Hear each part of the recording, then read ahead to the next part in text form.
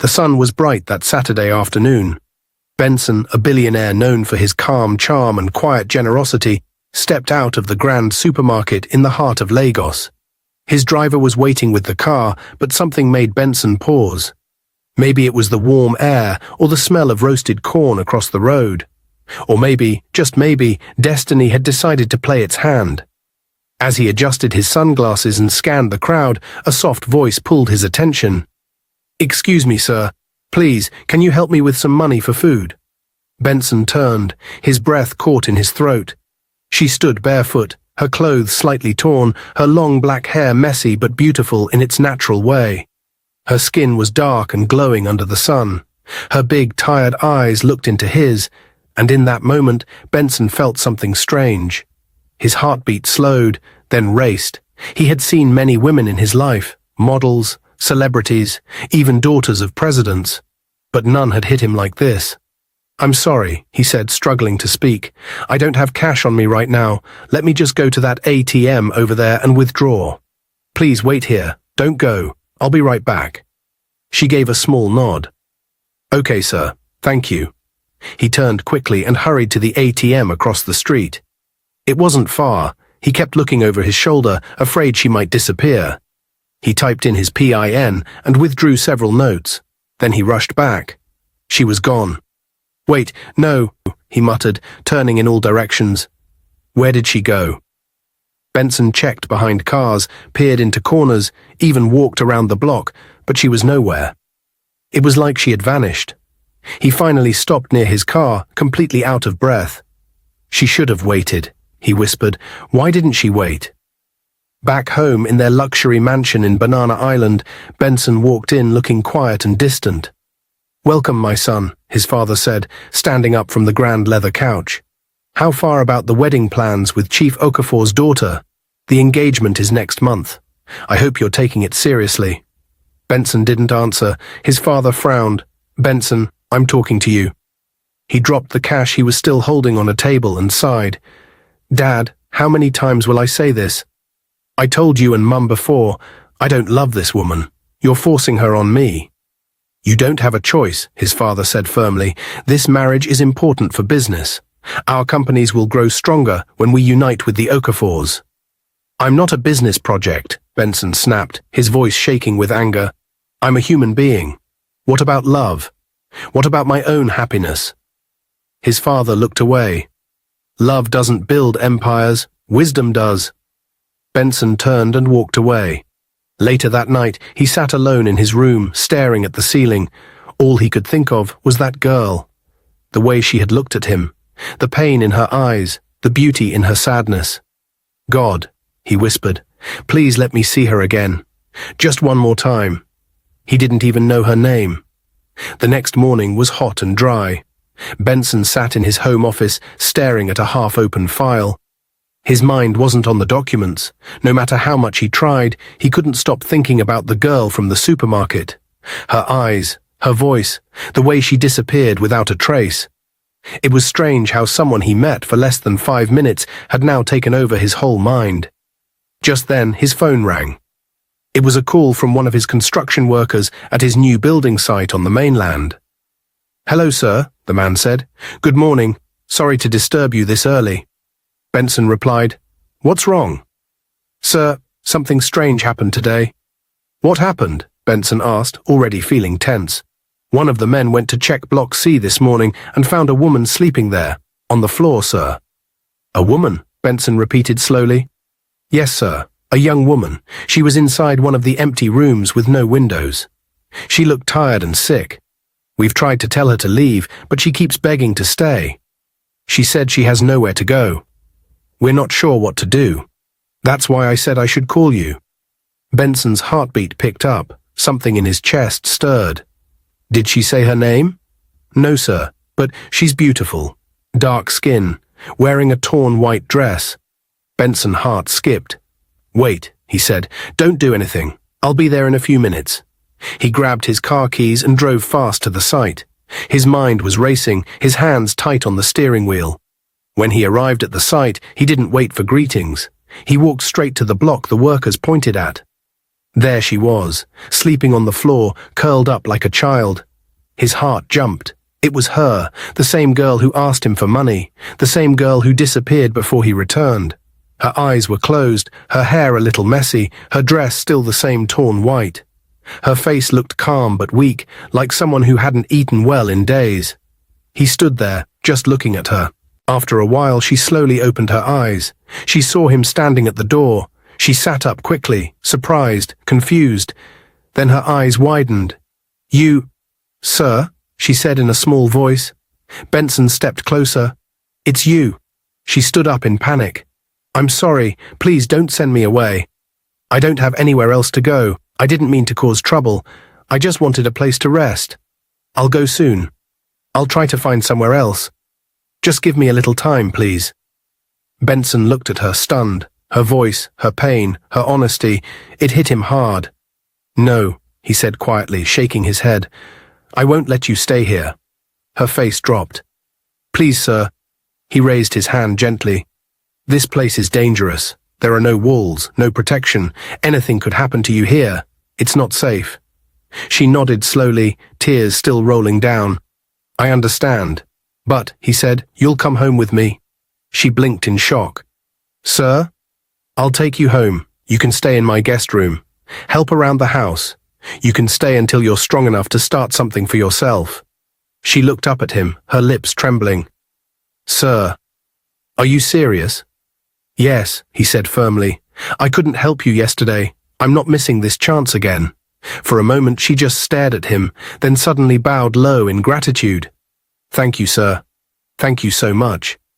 May God bless you." "What's your name?" he asked as they walked toward the car. "Zara," she replied softly.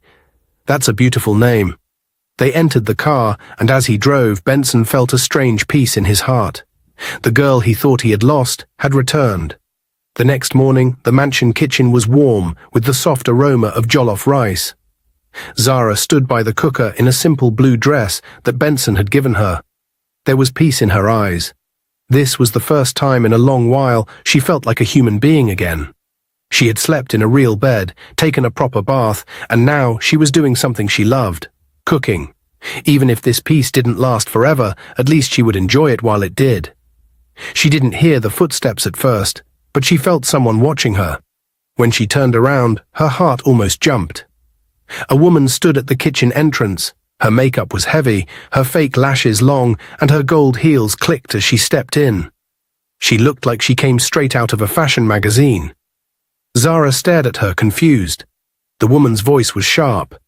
"Excuse me, who are you?" Zara swallowed. "Good morning, Ma. I'm just cooking." "Cooking?" The woman's voice rose. "In my man's house?" Zara froze. "I'm sorry?"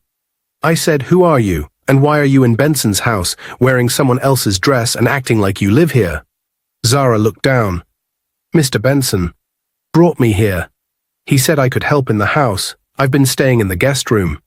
The woman's face turned red with anger. "I'm Juliet," she said proudly, "Benson's girlfriend, and I don't remember him telling me anything about bringing in strays from the street." Zara stepped back.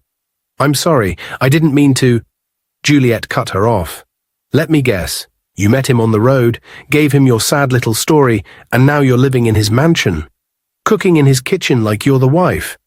"No, Ma, it's not like that." "Don't lie to me," Juliet snapped. "You poor girls are all the same. Hungry, desperate, and pretending to be innocent so you can trap rich men. You think I haven't seen your type before?" Zara's eyes filled with tears. "I'm not here to trap anyone. I just needed somewhere safe to sleep. That's all." Juliet rolled her eyes. "Safe? Please. You're not fooling anyone. You're not here for safety. You're here for a husband. And I'm telling you now, stay away from Benson." Just then, Benson walked in from the living room, hearing Juliet's voice echo through the house. "Juliet," he said, stepping toward the kitchen. "What's going on?" She turned to him immediately. "Benson, who is this girl, and why is she cooking in your kitchen like she's your housekeeper? Or worse, your girlfriend?" Benson looked at Juliet. "I told you about her yesterday. She's the girl I met outside the supermarket, the one who asked me for help." Juliet frowned. You brought her to your house? Yes, Benson said calmly. I found her sleeping at my construction site. She had no place to go. What did you expect me to do? Leave her there? Yes, Juliet shouted. Why is that your business? You don't know her. She could be a thief, a liar, anything. You just brought her into your house like she's your sister. She's not a thief, Benson said firmly. She's someone who needed help. Juliet laughed bitterly. You're defending her now. You've known her for what? 2 days. Juliet, relax. I won't relax, she snapped. This is exactly how it starts. Today she's washing plates and cooking stew. Tomorrow she's sharing your bed. Don't say I didn't warn you. Benson took a deep breath, then said quietly, You have never liked cleaning or cooking for me. You always say you're too busy, too tired, or that I'm rich enough to pay someone else. Juliet blinked. And so? And now someone is doing those things, not because I pay her, but because she wants to. And you're upset. Of course I'm upset, Juliet said, because I know how this goes. You let these types of girls in, and they never leave. They pretend to be helpful, then slowly start getting comfortable. You'll be the next man in the news story. Billionaire falls in love with poor street girl. Benson's voice turned cold. And maybe I'd rather be with someone who cooks with love than someone who only shows up when she wants pictures for Instagram. Juliet's mouth dropped. Are you serious right now? You came here uninvited, he said. Now you're insulting someone you don't even know. She's dangerous, Benson. Watch her. She's playing a game.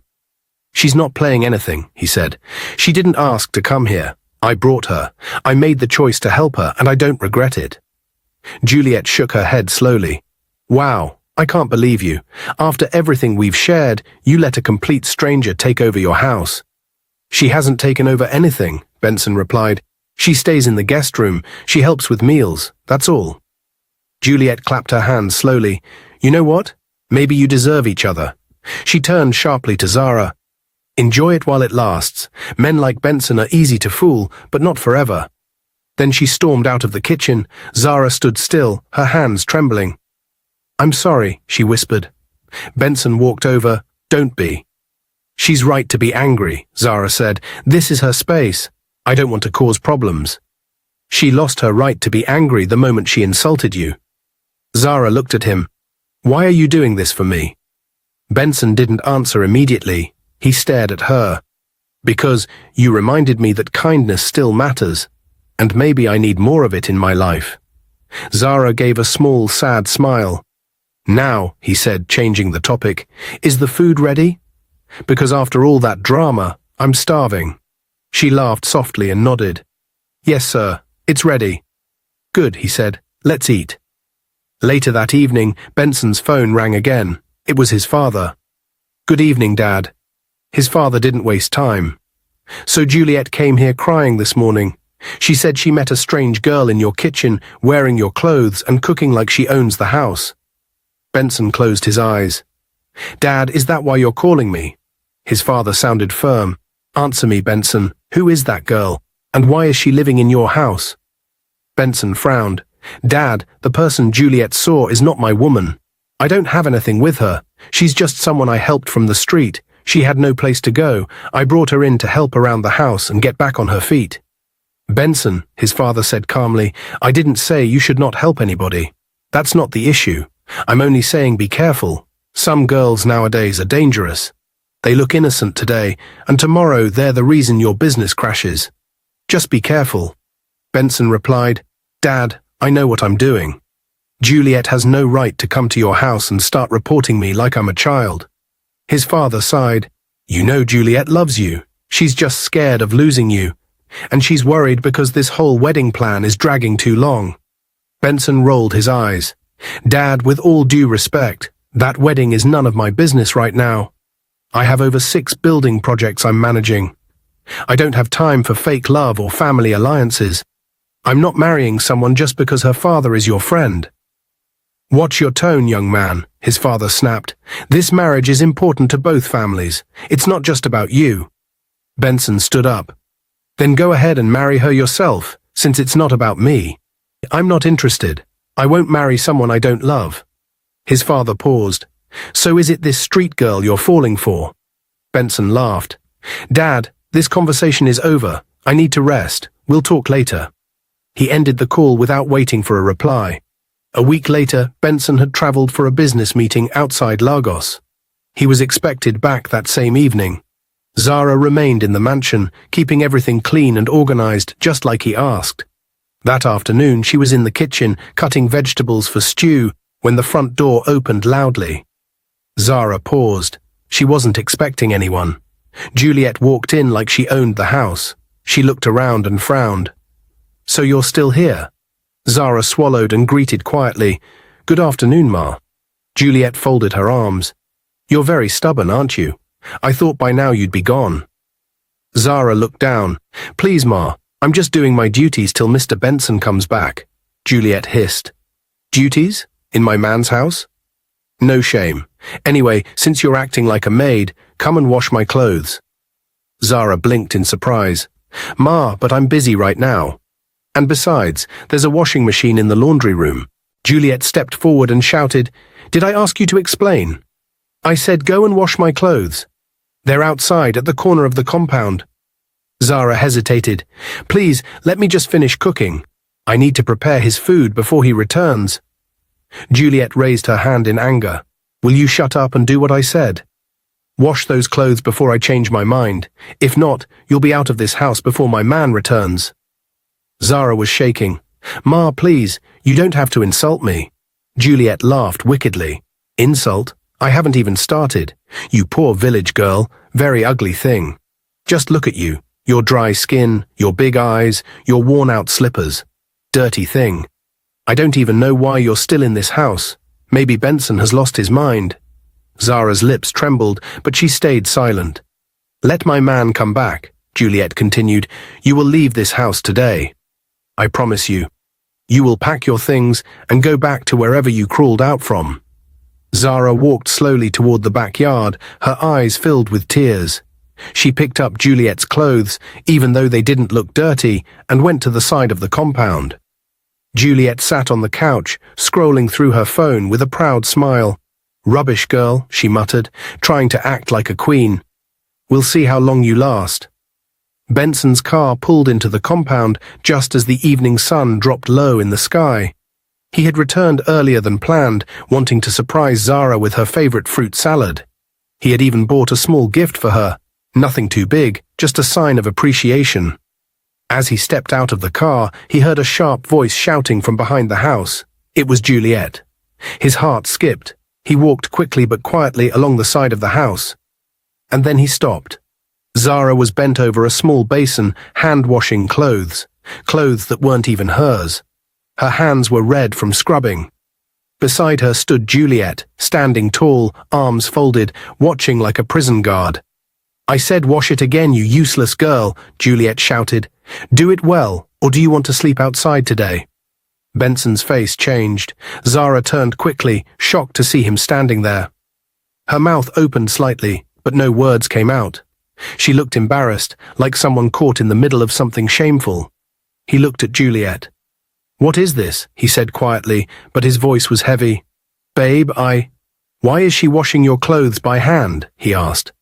Juliet laughed nervously. "She said she likes helping out, so I gave her something to do." "Don't lie," Benson said coldly. "I heard everything." Juliet's smile faded. "So you were standing there?" "Yes," he said, "long enough to hear you call her dirty, useless, and a poor village girl. Long enough to see you treat her like a slave in my house." Juliet stepped closer. "Benson, don't be fooled by her sad face. These girls know how to act. I'm telling you, she's using you." "And what are you doing here?" Benson asked, his voice now sharper. "I didn't invite you. You barged into my house, insulted someone I'm helping, and tried to throw her out." Juliet's face twisted. "So what now? You're taking her side?" "I'm taking the side of truth," Benson said. "You don't live here. You don't pay rent here. You have no right to talk to Zara like that." "Wow," Juliet scoffed. "So you've fallen for her, haven't you? This street girl has now replaced me?" "Juliet," he said, "please leave." She stared at him in disbelief. "What did you just say?" "I said leave my house." Juliet's mouth dropped open. "Benson, you're throwing me out because of her." I'm throwing you out because of you, he said, because of your wickedness, your pride, your disrespect, and your fake love. I've finally seen who you really are, and I don't want that energy around me anymore. Juliet laughed again, this time bitterly. You'll regret this. One day you'll see that all she wants is your money. Maybe, Benson said, but at least she has never disrespected me or used my name to chase fame. Juliet pointed at Zara. You think you've won. Enjoy it while it lasts. You'll be back on the street soon. Zara stayed silent. Juliet turned and stormed off. Benson turned to Zara. I'm sorry. She shook her head. No, it's not your fault. I should have protected you better, he said. You didn't deserve that. I didn't come to destroy anything, she said softly. I only wanted peace. I know, he replied, and now you'll have it. She looked into his eyes. But people will talk. They'll say I used you. Let them talk, he said. I know the truth, and that's enough for me. Zara blinked, her voice soft. You're not ashamed of what they'll say? No, Benson replied. I'm proud of the decision I made. I saw someone who needed help, and I helped. And I fell in love with her from the first day I saw her outside that supermarket. Zara's eyes widened. Sir, I'm not joking, he said gently. I didn't understand it at first. I just knew I couldn't stop thinking about you. And now, every time I see you smile, every time you talk, every time you walk around this house, I feel something I've never felt before. Zara was quiet for a long moment. Then she spoke softly. Sir, please. You don't have to call me sir, he said quickly. She gave a faint smile. Okay. Benson. Then her face turned serious again. I don't want to be disrespectful. You've been nothing but kind to me. I appreciate everything. I pray God blesses you 1,000 times for it, but I need you to understand something. He nodded. I'm listening. I'm not ready for love, she said. I'm not even ready for myself yet. I came here broken. I'm still trying to find who I am. What I need now is to work, save up some money, and return to school. That's all. That's my dream. Benson didn't say anything for a while. Then he nodded. It's fine, I understand. Zara looked up at him, unsure. You're not angry? No, he said. How can I be angry at someone for being honest? Love isn't something you force. It has to come from the heart. And if your heart is focused on something else, I'll respect that. You still want to go back to school? He asked. Yes, she replied. It's the one thing my mother always wanted for me. She used to say, even if the world turns its back on you, your education will stand by you like a good friend. I want to fulfill that dream. For her. And for me. Benson nodded. What do you want to study? Mass communication, she said. I love writing, and I like talking too. I want to work in media, maybe one day become a voice people listen to. He smiled. You already have a voice worth listening to. She looked at him with a soft laugh. You just like encouraging people. I mean it, he said, and I'd like to support that dream. She looked unsure. You've done enough already. I don't want to be a burden. You're not a burden, he said gently. You're someone with a dream. And if I can help make it happen, I will. Not because I expect love in return, but because I believe in you. Zara blinked back tears and nodded. Thank you so much, sir. Truly. He smiled. We'll talk more tomorrow. Zara was in the kitchen chopping vegetables, preparing soup for dinner, when the doorbell rang. She rushed out to answer it. When she opened the door, she was surprised to see a graceful older woman standing there, dressed in elegant lace and soft gold jewelry. Her smile was warm, and her presence filled the doorway with quiet authority. Zara immediately guessed who she was. Good afternoon, Ma, Zara said with a respectful smile, stepping aside quickly. Please come in. The woman entered with gentle confidence. Thank you, my dear. Is Benson around? Zara shook her head. No, Ma, he just stepped out to get something. He said he'll be back in a few minutes, but please, come in and sit down. The woman walked into the living room, and Zara followed closely behind. As she took a seat, Zara smiled and said, You must be Benson's mother. Oh, mother, you are so beautiful. My boss has said so many wonderful things about you. Benson's mother smiled in surprise. He said nice things about me? Zara nodded. Yes, Ma, all the time. The woman chuckled lightly. Well, he told me some things about you too. You're a beautiful girl, Zara. And very polite. Zara blushed. Thank you so much, Ma. The older woman looked around the clean, well-arranged living room and nodded with approval. You keep the house very neat. I try my best, Ma, Zara replied shyly. Are you the one cooking now too? Benson's mother asked, looking impressed. Yes, Ma, I enjoy it. Zara looked thoughtful for a second, then smiled brightly. Mother, would you like to eat something while you wait for your son? The woman shook her head gently.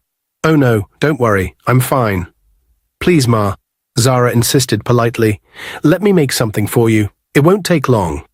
Benson's mother laughed softly. All right then, just something light. Zara rushed back into the kitchen and opened the fridge. She already knew from Benson that his mother loved fried rice. Thankfully, she had chopped the ingredients earlier that morning, planning to cook the dish the next day. Since the ingredients were ready, she moved quickly. In a short while, she returned to the living room, carrying a neat tray with steaming fried rice, golden chicken, sweet plantains, a chilled bottle of water, and a clean glass. Mother, she said gently, your food is ready. The older woman looked surprised. You made this so fast? I already had the ingredients sliced earlier, Ma. I just added the finishing touches. She set the tray on the side table and smiled. My boss told me this is your favorite. Fried rice with grilled chicken and plantain. I hope I got it right. Benson's mother chuckled, deeply touched. So he told you that? Yes, Ma. I remember everything he says. The woman began to eat, and her smile widened with every bite. This is delicious, Zara. Thank you, Mother. After you finish, I'll also give you a nice pedicure. Wash your feet for you. My mum used to say the feet of a good mother should always feel rested. Benson's mother looked up, stunned. You want to wash my feet? Zara nodded. Yes, Ma. I'd be honored to. You raised someone as kind as Benson. I respect you greatly. There was silence for a moment. Then the older woman said softly, Zara, you are rare. Thank you, Ma. After eating, Zara brought a bowl of warm water and helped her remove her shoes gently. She washed her feet carefully, dried them with a clean towel, and rubbed lotion across her ankles. All the while, Benson's mother watched her closely, not as a servant, but as someone deeply genuine. Benson stepped into the house. He expected to find Zara, but instead he was surprised to see his mother sitting alone in the living room, looking calm and thoughtful. Mum, he said, walking closer, what are you doing here? She looked up and smiled. Welcome, my son. He sat beside her. You didn't tell me you were coming. I wanted to see things for myself, she said quietly. Benson raised an eyebrow. What do you mean? She took a deep breath. Juliet came to my house. She cried, shouted, and complained about you. She said you brought a strange girl into your home, that the girl was trying to steal you from her. She begged me to come and talk to you, to come and drive Zara away. Benson's face grew serious. So that's why you came? At first, she said. Yes. He shook his head. I should have known. Juliet is always looking for sympathy. His mother smiled. But when I got here, I met Zara. And I changed my mind. Benson looked at her, surprised. She's a treasure, his mother continued, respectful, kind, gentle, caring. Everything a real man needs. The moment she opened the door and called me mother, with that bright smile, I felt it. Her heart is pure. Her words are clean, even the way she served me food, the way she washed my feet. I haven't seen that kind of humility in years. Benson smiled. You see? I told you that you would like her when you meet her, but you didn't believe me. I believe you now, his mother said. He leaned back and sighed. Mother, I love this girl. From the moment I saw her outside that supermarket, something in me changed. I didn't understand it at first, but now I know. She's the one. She didn't ask for love. She didn't even accept it when I told her how I felt. She only asked for safety, peace, and a chance to stand again. That's real. His mother looked into his eyes and saw the truth. I'm done with Juliet, Benson said firmly. I never loved her. Dad was the one who forced her into my life. He kept talking about her father's business, the family alliance, the future deals. But I'm not a business project. I'm a man. And I want to be with someone who values me for me. His mother nodded slowly. Please, Mother, Benson said, talk to your husband. Talk to Dad. Help me end this Juliet chapter once and for all. I don't want that spoilt girl in my life anymore, not even near it. His mother reached out and touched his hand. I will talk to him. Leave that to me. Juliet may have money, but she lacks character. I don't want a daughter-in-law who will look down on others and bully people behind closed doors. That's not the kind of woman I raised you to marry. Benson smiled. Thank you, Mother. 2 days later, Juliet came again. Uninvited, angry, dangerous. She marched into the mansion like she owned it, her heels hitting the floor hard. Benson was in the living room, sitting calmly. He looked up the moment he heard her loud voice. So this is it, Benson, she shouted. You really chose that poor dirty beggar over me? You let her take my place? Benson stood up and looked at her without saying a word yet. But Juliet wasn't done. I told you to choose between me and that lowlife, and you ignored me. You think I'm joking? If you don't fix this now, I'm done with this relationship for good. And not just that, I'll tell my father to cut all ties with your father. Business, contracts, everything gone. You know what that means, don't you? Still, Benson didn't speak. Juliet's voice became louder now. I even went to your mother, she hissed. I begged her to help me talk to you. She promised me she would. But I never heard from her again. What kind of foolish family is this? Useless people who let some street girl turn their heads. That was it. Benson's eyes changed. Juliet, that's enough, she smirked. Or what? You'll send me out? Go ahead. He didn't blink. You just insulted my mother, a woman you claim to respect, a woman who gave me life. You called my family foolish. That's the last straw. She rolled her eyes. You're acting like that Zara girl is royalty. Benson, wake up. She's nothing. No family, no background. Just a common nobody. He smiled coldly. And you're everything wrong with wealth. You think money makes you better than others. You use it to look down on people. You insult, you bully, you brag. Juliet, go and marry your father. Since both of you believe money is everything, go and be his business partner and leave me alone. Her face twisted with shock. You're choosing that girl over me. I'm choosing peace, he said, and you're the opposite of peace. I don't love you. I never did. It was Dad who forced that relationship, not me. And from today, it ends. Forever, Juliet hissed. You and your foolish, lazy father will hear from us. I'll make sure your whole family suffers for this. She turned and stormed out of the house. That evening, Benson's mother was sitting in the living room when her husband stormed in angrily. Juliet called me, crying, complaining. She said Benson has ended their relationship completely. That he's now fully involved with that street girl. And you were supposed to help her talk to him. She said you refused. His wife raised an eyebrow. And because of that, you came home angry. He pointed at her, frustrated. Juliet also said if Benson doesn't return to her, she'll beg her father to pull out of all our business. All of it. Do you know what that means for me, for the company? It could destroy everything. She didn't flinch. So you're home because Juliet threatened you. She didn't just threaten me, she embarrassed me, he snapped. I've been defending her to everyone. Now she's calling me to complain that my son is choosing a nobody over her. His wife folded her arms. And what exactly do you want me to do about it? Talk to Benson, he shouted. Talk to that girl he brought into his life. If we lose Juliet, we lose her father too. That means business contracts, deals, all gone. You know what that will do to our company. She shook her head slowly. And here I was thinking you came because you cared about your son's happiness. But no, you're only thinking about your business. As usual. He stepped forward. This is not a small thing. She raised her hand. Let me speak. He paused. She took a deep breath. You forced that Juliet into our son's life. You kept pushing him into a relationship he never wanted. You said love can wait. You said business first, and now it's crashing in your face. He looked away, frustrated. She continued, let me remind you, Benson is our only child. We should care more about his peace than profit. That girl Juliet is arrogant, rude and loud. She came to me, yelling and insulting. She said I was weak, called our family foolish. All because I didn't chase Zara out of his life. He looked shocked. She insulted you? Yes, she said firmly, but I didn't tell you because I wanted to see how far this would go. That girl has no manners. All she has is money and a spoiled mouth. And Zara, she continued, that girl is different. She treats everyone with respect. She has brought peace to our son's life. She helps around his house. She's the kind of woman who builds a home, not breaks it. He sighed. So what are you saying? I'm saying let Benson choose. Let him follow his heart. Juliet is not the one for him. You know it, I know it. He rubbed his forehead. But what about Juliet's father? We've done business for years. He trusts me. If he pulls out... She cut him off. Are you willing to trade your son's happiness for a few more business deals?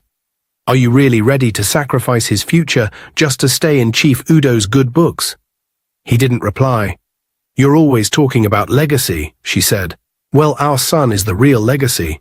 Not money, not deals, not fake alliances. His phone suddenly rang. He looked at the screen and sighed. It's Chief Udo. He answered. Hello, Chief. Yes, I'm fine. Yes, Juliet told me. Okay, tomorrow morning? Yes, sir, I'll come to your house. No problem. He ended the call and looked at her. He wants me at his house tomorrow. He said we need to talk. She nodded. Good. Go and hear what he has to say. But please, when you get there, don't go as a man desperate to keep business. Go as a father protecting his son. He nodded slowly, thoughtful now. This time, I'll speak the truth. The next morning, Benson's father arrived at Chief Udo's mansion right on time. He was led into the grand sitting room, where Chief Udo, Juliet's father, was already waiting. Chief Udo stood and shook his hand. Ah, my friend, thank you for coming. Benson's father nodded politely. Good morning, Chief. They sat down. Chief Udo didn't waste time. I believe you already know why I called you here. I do, Benson's father said calmly. Chief Udo sighed and leaned back. Your son is making a big mistake. Juliet is heartbroken. She came crying to me. She said he ended things and now spends all his time with a girl from the street. Benson's father stayed silent. Chief Udo went on. Now listen, this union between our families was not just for romance. It was a strategic move. We've done great things in business. We plan to join our children so that we can build an even stronger future. But now your son is throwing everything away for a poor girl with no background. Benson's father finally spoke. Chief, I came here today not to beg. Not to defend my son either. I came to tell you something important. Chief Udo looked surprised. I'm listening. My son's happiness matters more to me than any business deal. Juliet is not the woman he wants. And I've finally accepted that. Chief Udo frowned. Are you serious right now? Yes, he said without blinking. I forced him into that relationship. I thought I was being wise. I thought joining our families would make us stronger. But I was wrong. Juliet has no respect for him, or for my wife. She's proud, hot-tempered, and rude. She threatened me. She insulted my family. And my son doesn't want her. That's the truth. Chief Udo sat up. So you're ending everything? Just like that? I'm ending the pressure, Benson's father said. I want peace in my home. I want my son to marry someone who brings him joy, not stress. Chief Udo's face changed.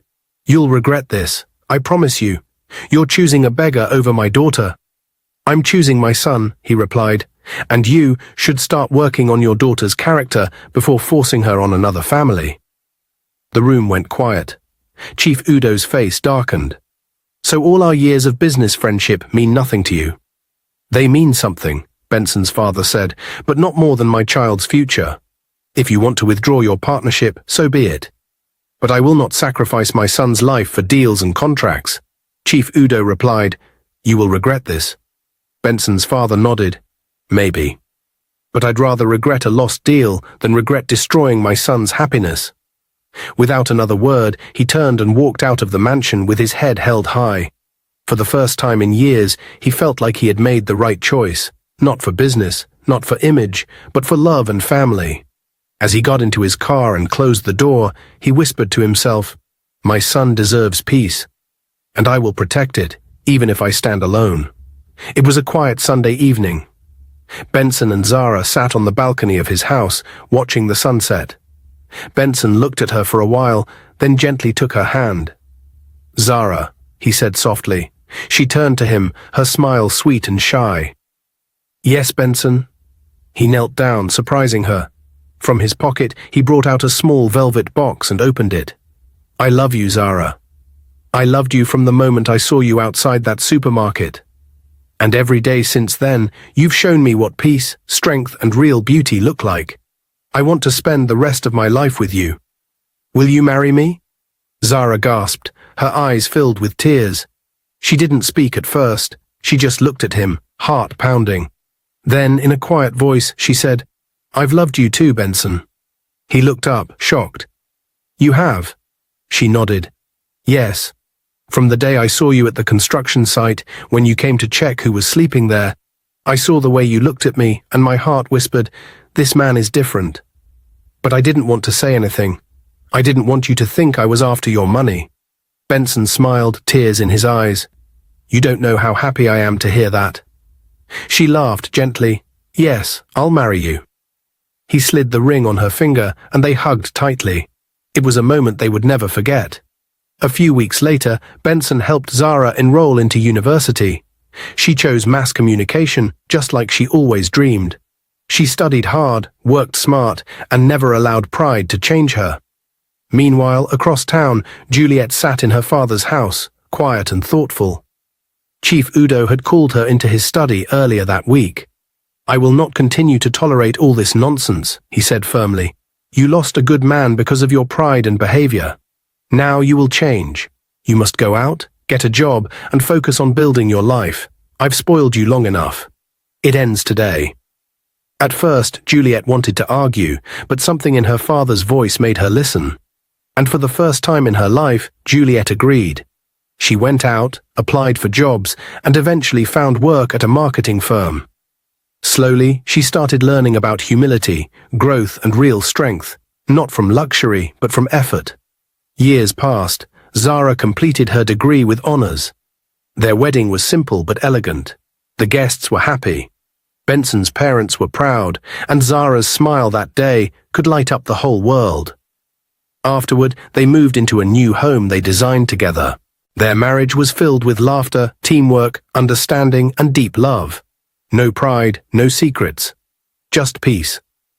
Zara opened a media company 2 years later. She hired young people from the streets, just like she once was. She never forgot her past, and it made her kinder, stronger, wiser. And Benson remained her #1 fan, partner, and best friend. They lived happily ever after. Dear viewers, what lessons did you take away from this dramatic tale? We'd love to hear your thoughts in the comments below. If you enjoyed the story, give us a thumbs up, share it with friends, and hit that subscribe button. Don't forget to turn on notifications so you never miss out on our latest updates. Thanks for watching and stay blessed.